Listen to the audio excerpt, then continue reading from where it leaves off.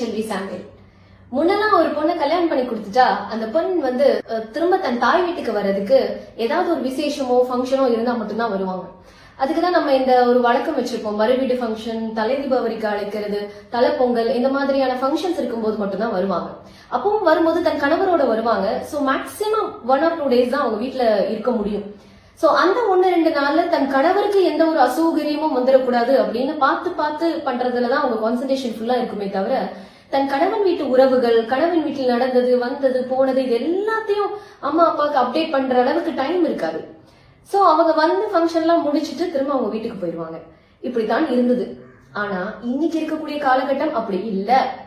சென்னையில ஆழ்வார்பேட்டையில புருஷன் வீட்டுல வார்க்கிற தோசையின் மனம் கும்பகோணத்துல ஏதோ ஒரு கிராமத்துல இருக்கிற தாய் வீடு வரை மணக்கிறது. அப்படின்னா என்ன? இங்க என்ன நடந்தாலும் அப்படியே படம் போட்டு காட்டின மாதிரி அங்க தெரிஞ்சிருது. சோ புருஷன் வீட்டுல காலையில எந்திரிச்சு காஃபி குடிச்சதுல இருந்து நைட்டு தூங்க போற வரைக்கும் என்னெல்லாம் விஷயங்கள் உண்டோ குறைஞ்சது ஒரு மணி நேரத்துல இருந்து 2 மணி நேரம் அம்மா வீட்டுக்கு போன் பண்ணி இம்மிடியட்டா அப்டேட் பண்ணிடுறாங்க எல்லாமே. இந்த புதுசா கல்யாணமான பொண்ணு தனக்கு என்ன நடந்ததோ அதை மட்டும் கரெக்டா அவங்க அம்மாவுக்கு போன் பண்ணி அப்டேட் பண்ணிடுவாங்க. அவங்க சொன்ன சம்பவத்துக்கு முன்னால நடந்த விஷயம், பின்னால நடந்த விஷயத்தெல்லாம் எதுவுமே சொல்ல மாட்டாங்க. தனக்கு நடந்த விஷயத்த மட்டும் கரெக்டா சொல்லிடுவாங்க. சோ அந்த போன்ல அந்த பக்கமா இருந்து கேக்குறவங்க, ஐயோ என் பொண்ணுக்கு இப்படி எல்லாம் நடக்குதா, என் பொண்ணு ரொம்ப பாவம் போல இருக்கே, என் பொண்ணு யாரும் கவனிக்கிறது இல்ல போல இருக்கே அப்படின்னு அவங்க ரொம்ப ஒரு மன உளைச்சலுக்கு ஆளாகிடுவாங்க. இந்த பொண்ணு இந்த வீட்டு குப்பை எல்லாத்தையும் அவங்க அம்மா தலையில கொட்டிடும்.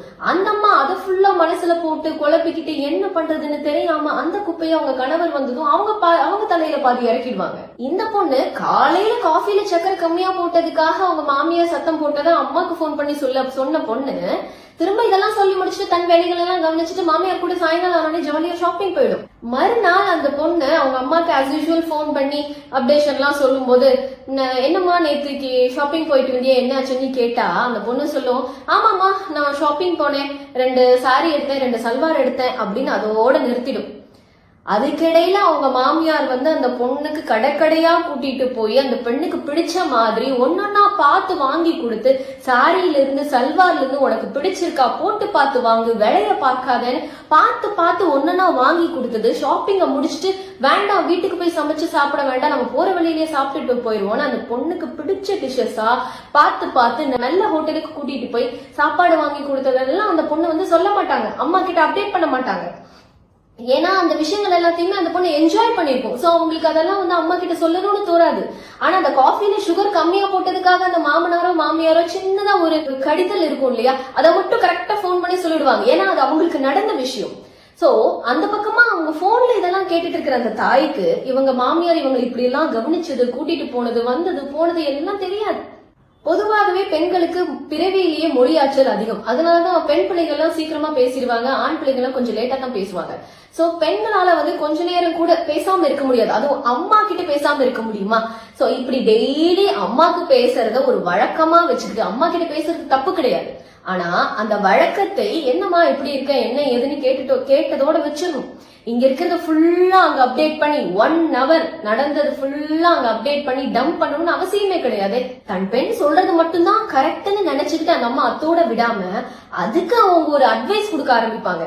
என்ன நடந்தது, அவங்க வீட்டுல உறவுகள் எப்படி, யார் எப்படி பழகுனாங்கன்னு எதுவுமே தெரியாம அந்த 1 மணி நேரம் அந்த பொண்ணு சொன்னதை வச்சுக்கிட்டு மட்டும் அந்த அம்மா ஒரு தீர்மானம் பண்ணிக்கிட்டு அதுக்கு ஒரு விளக்கம் கொடுக்க ஆரம்பிச்சிருப்பாங்க. எது மாதிரி அப்படின்னா, அப்பதான் அந்த வீட்டுல கல்யாணம் முடிஞ்சு மாப்பிள்ளை வீட்டுல கல்யாண கடன்கள் எல்லாம் எப்படி செட்டில் பண்றது, என்ன ஏது, வீட்டுக்கு என்னெல்லாம் திங்ஸ் வாங்கணும், இப்பதான் கல்யாண கடன் எல்லாம் முடிஞ்சதுன்னு பேசிக்கிட்டு இருப்பாங்க. இந்த அம்மாக்கு அதெல்லாம் எதுவுமே தெரியாது. ஆஸ் யூஸ்வல் பொண்ணுக்கு போன் பண்ற மாதிரி போன் பண்ணி பேசிட்டு, கல்யாணம் ஆகி 1 மாசம் ஆகிருச்சு, மாப்பிள்ளை இன்னும் உன்னை எங்கேயும் கூட்டிட்டு போலையா, நீ ஃபாரினுக்கு ட்ரிப்பு கூட்டிட்டு போக சொல்லு அப்படின்னு அந்த அம்மா சொல்லுவாங்க. சோ அந்த பொண்ண சுயமா சிந்திக்கவே விட மாட்டாங்க. எந்த ஒரு தாய் தன் மகள் தன் புகுந்த வீட்டு கதைய டெய்லி அப்டேட்டா சொல்ல ஆரம்பிக்கும் போதே, இல்லம்மா இதெல்லாம் எல்லார் வீட்லயும் நடந்ததுதான், நானும் இதெல்லாம் கடந்துதான் வந்தேன், நீ உன் வீட்டு விஷயத்த எல்லாத்தையும் என்கிட்ட ஷேர் பண்ணணும்னு அவசியம் கிடையாது, நீயே எல்லாத்தையும் சமாளி அப்படின்னு சொல்லிட்டு 2 நிமிஷத்துல போனை வைக்கிற தாய் தன் மகளை செதுக்குகிறாள் என்று அர்த்தம்.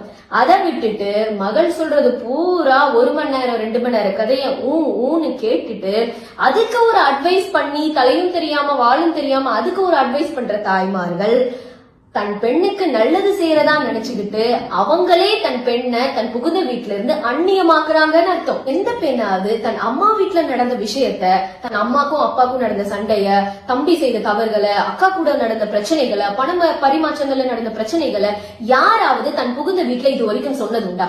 அப்போ அம்மா வீட்டு கதையே புகுந்த வீட்டுல சொல்றது எவ்வளவு அபத்தமான விஷயம்னு நினைக்கிறீங்களோ அவ்வளவு அபத்தமான விஷயம் புகுந்த வீட்டு கதையை அம்மா வீட்டில் சொல்வது. சில தவிர்க்க முடியாத விஷயங்களை சொல்லித்தான் ஆகணும், ஆனா அதையே டெய்லி ரொட்டீனா வச்சிருக்கிறது தான் தவறு. புருஷன் வீட்டுல என்ன நடந்ததோ அதை அப்படியே அம்மா வீட்டுல ஒப்பிக்கிறது தான் தவறு.